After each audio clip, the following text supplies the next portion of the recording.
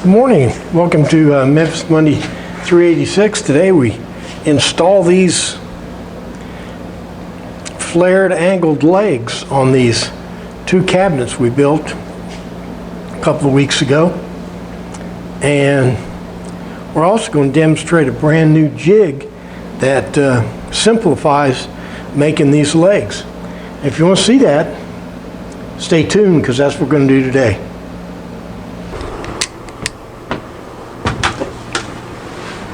Well, good morning and welcome to Memphis Monday 386, week 22 of year 8. There's always a story, isn't there? And the story is that a couple of weeks ago, a friend of mine gave me an old, ugly looking bookcase and said she wanted to throw that one away, but she wanted me to make a couple of copies of it, only not ugly. Well, I did that and I was pretty proud of it because I copied it exactly. At the end of the day, I didn't think they looked exactly right. Couldn't put my finger on it. But then last week, I took the original and overhauled it and restored it, and discovered that it started life with casters on the bottom. That the problem reason it looked funny is because it wasn't really designed to sit directly on the floor. So now we have to go back to the original too, and I know you're not following this story, but anyway, we got to put some splayed angled legs on those two bookcases that we built in Memphis Monday 384. So let's knock off the rambling and get to work. Here's one of the bookcases we're going to put the legs on. I got the other one on the other side there. Not badly executed, and they don't look that bad, but there's something uneasy about them. And I think it all boils down to the fact they sit directly on, this thing sits directly on the floor.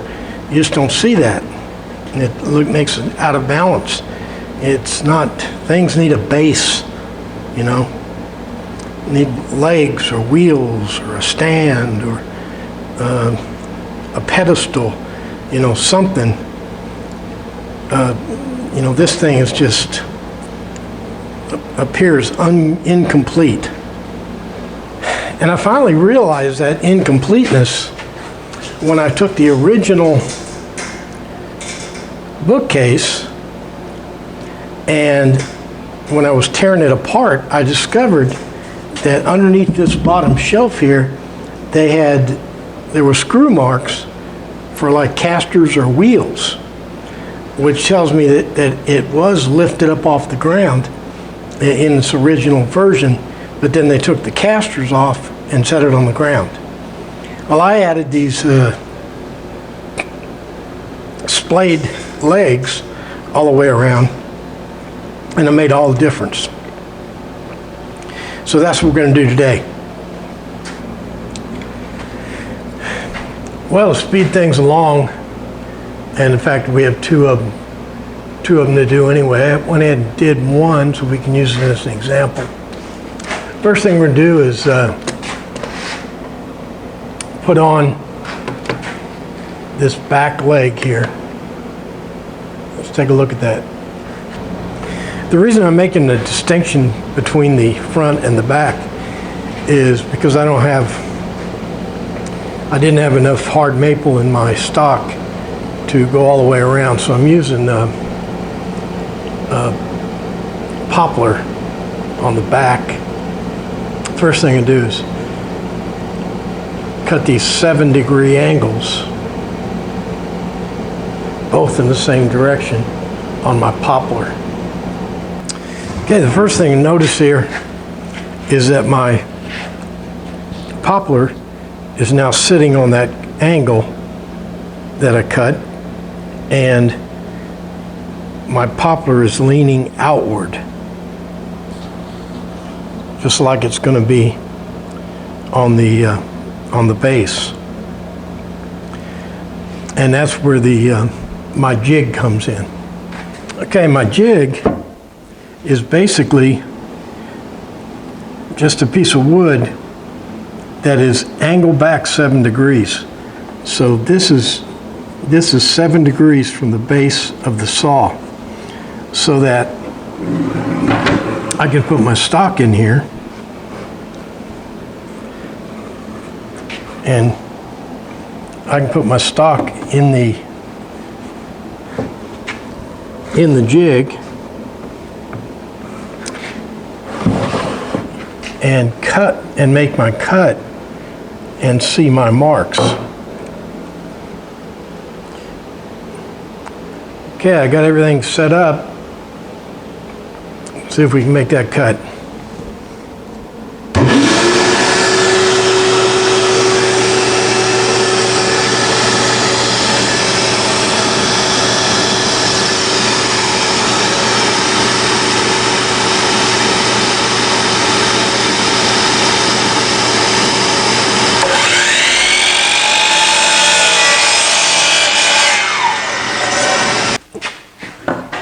Now I take my stock and put it up on the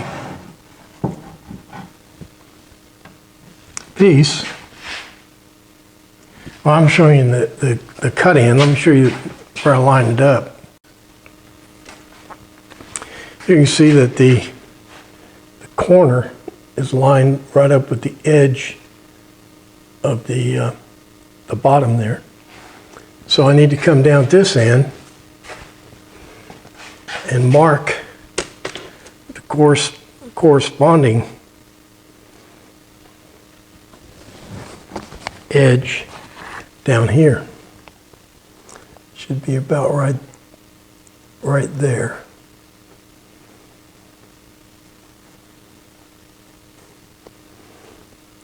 Okay, now let's go try our jig. I got you zoomed in. There's a little mark we just made. Now my saw projects a little shadow that tells you where the blade's going to be. And I don't know if it'll be visible on the camera or not. We'll give it a try. But that little shadow should be just to the right of this mark.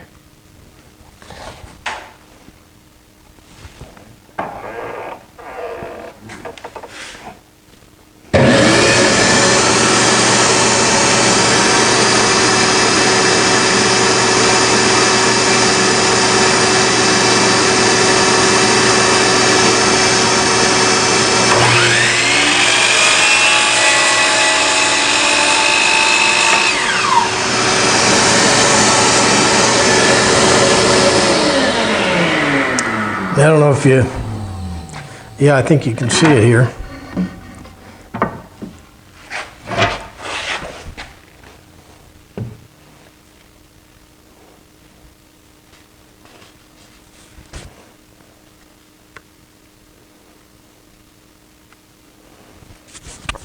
You see our cut came just to the right of that mark.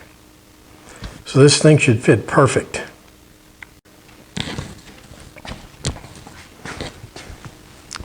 Okay, so now this should just be a formality, right?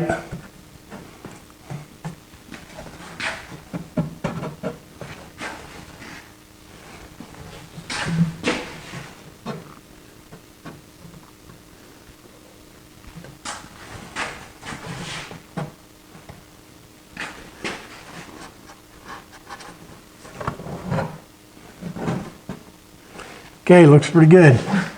Let's go to the next step.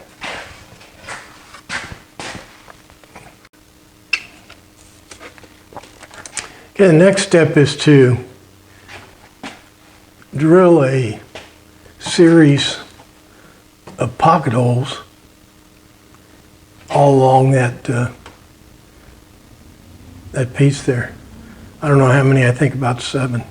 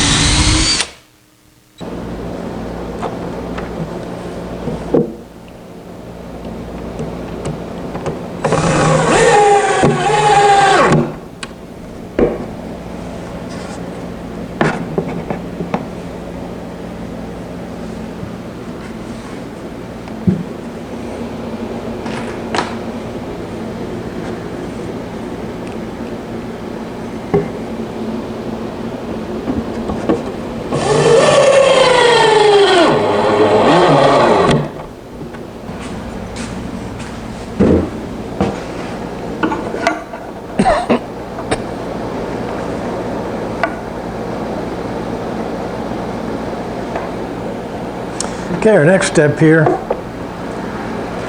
is to put these little metal corner braces in. You can glue in wooden blocks with these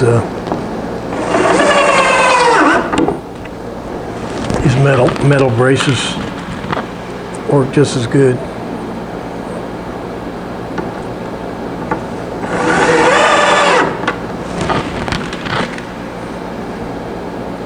The point of the brace, these corner braces are to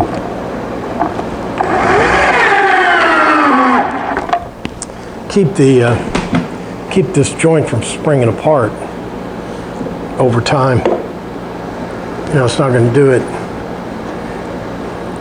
in the first year, but 20 years from now it could.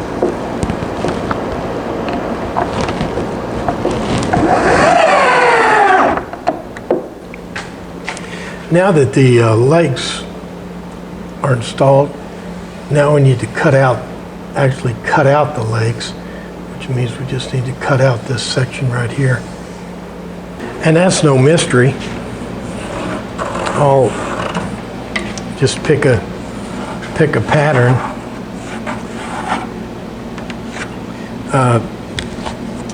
You know, and the pattern can be random or fancy or whatever you want. But the key is it has to be the same on all four corners. Otherwise it'll look stupid.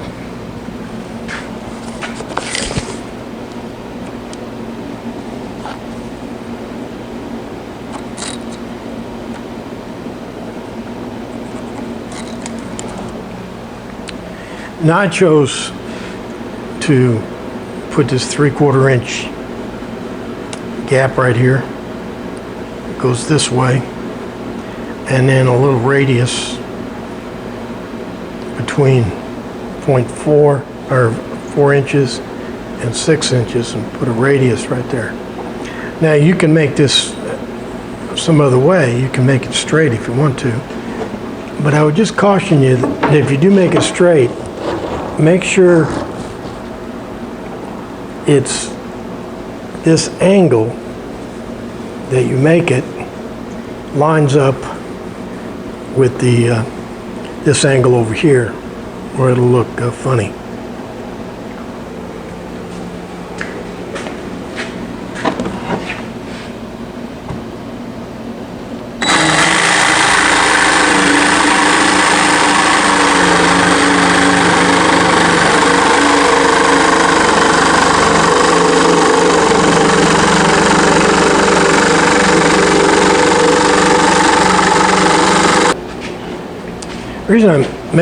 One of the reasons I make a big deal about making them all the same is because when you get around to the short side, you know, you put your radius in, and you only have this very small flat area, and you're kind of tempted. Well, I think I'll just spread these out and make these smaller. Well, I just caution you not to do that because it'll look stupid. These two legs need to be the same. Well, that does for Memphis Monday 286. It looks like those legs just really transform those bookcases. They no longer look out of proportion.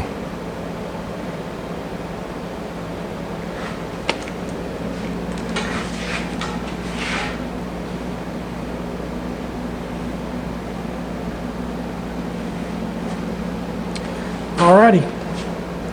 Overall, I'm pretty satisfied, and my jig is working really good.